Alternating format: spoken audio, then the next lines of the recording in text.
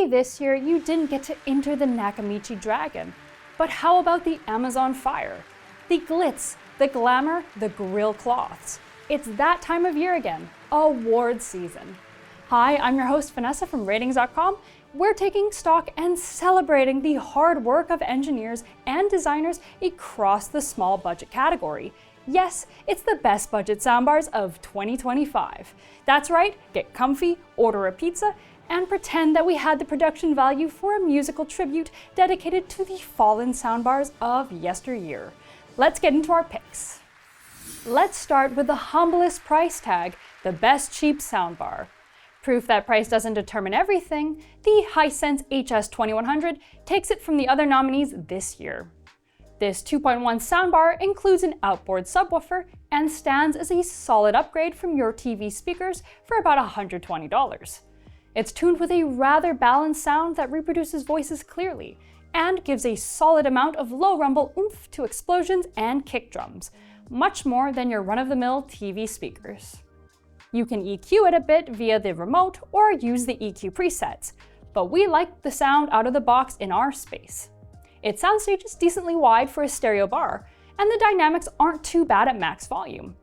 It uses an ARC HDMI connection or optical connection with very low latencies except for Dolby Digital over optical, which is a bit elevated.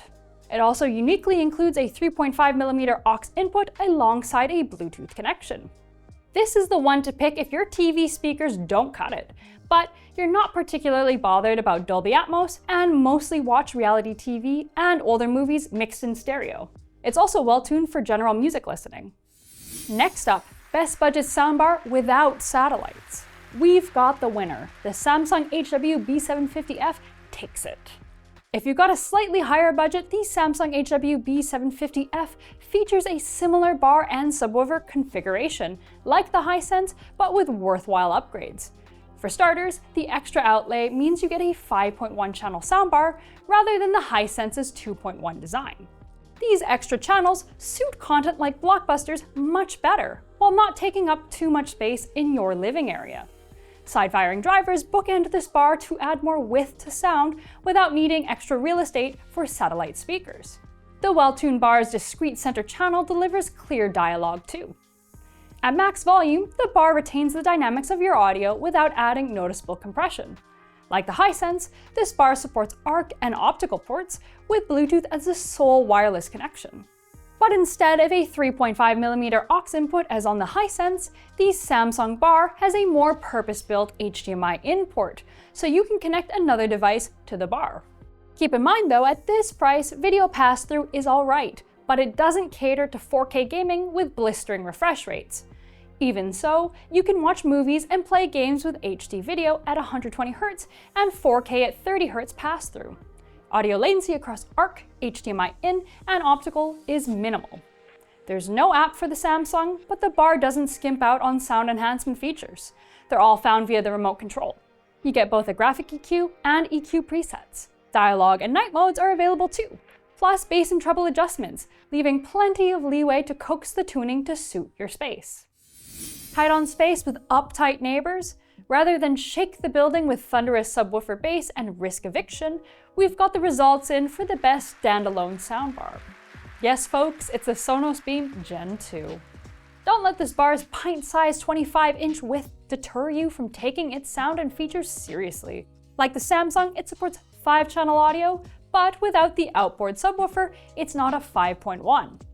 Even so, it supplies a decent amount of boom in the bass alongside articulate and detailed voices.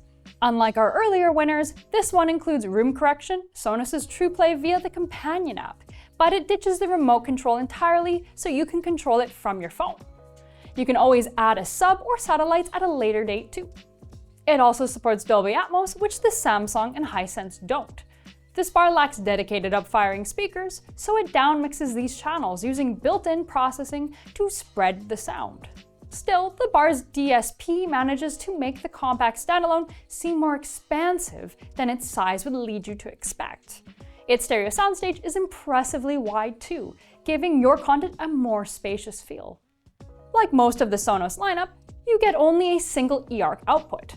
although you can use the included HDMI to optical adapter packed in the box for older devices.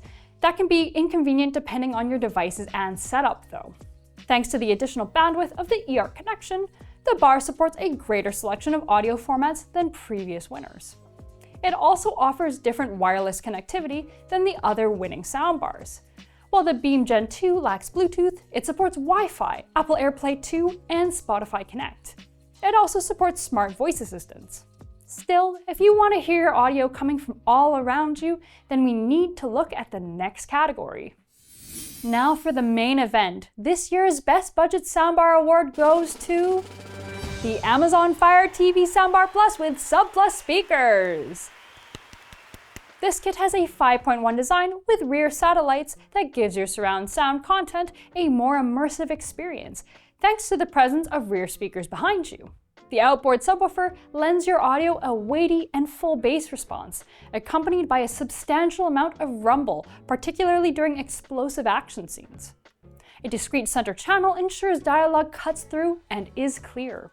While our isolated tests make it seem as if the sub isn't active during surround sound content, in actual real-world use, the bass is absolutely present in the mix. The soundbar has excellent dynamics and not much meaningful compression, ensuring that the quiet parts are indeed quiet compared to the loud sections of your audio. The stereo soundstage is decently wide too. This setup supports Dolby Atmos and DTS-X content, which is absent from the other winning picks, besides the Sonos, which supports Atmos. However, given that we're still talking about budget soundbars, neither have up-firing drivers and have to downmix object-based 3D audio, virtualizing it instead. Still, the 3D audio format support with rear speakers in the mix lends an extra layer of immersion to your blockbusters with Atmos tracks. Sound enhancements include EQ presets, dialogue and night modes, alongside bass and treble adjustments. There's no room correction, but out-of-the-box sound was already excellent in our lab. There's no traditional app, but this simple remote covers all the necessities and gives you access to all the features. The Fire is kitted out with an eARC port and one optical port, but no HDMI in. But comprehensive audio format support is included thanks to the eARC bandwidth. Audio latency results seem to vary with the format, so you may need to tweak your settings to ensure tight lip syncs. Perhaps a sign of being a more straightforward design, the bar only offers Bluetooth connectivity for wireless playback. And despite being by Amazon, there's no voice assistant available. So if you were hoping for Alexa, she's not attending the award ceremony this year. Even so, the Amazon Fire delivers a great sound with plenty of compatibility to give your music and movies their due without overpaying. We now move on to the list of nominees whose contributions we appreciate, but didn't quite hit the mark this year for the Best Budget Soundbar Awards. For the movie connoisseurs who aren't satisfied with the Amazon Fire's virtualized Atmos and DTS-X audio, the Vizio Elevate SE SL512X-0806 is worth a look. This 5.12 soundbar includes two up-firing drivers in the bar. The satellites aren't truly wireless, and its regional availability is inconsistent in different countries.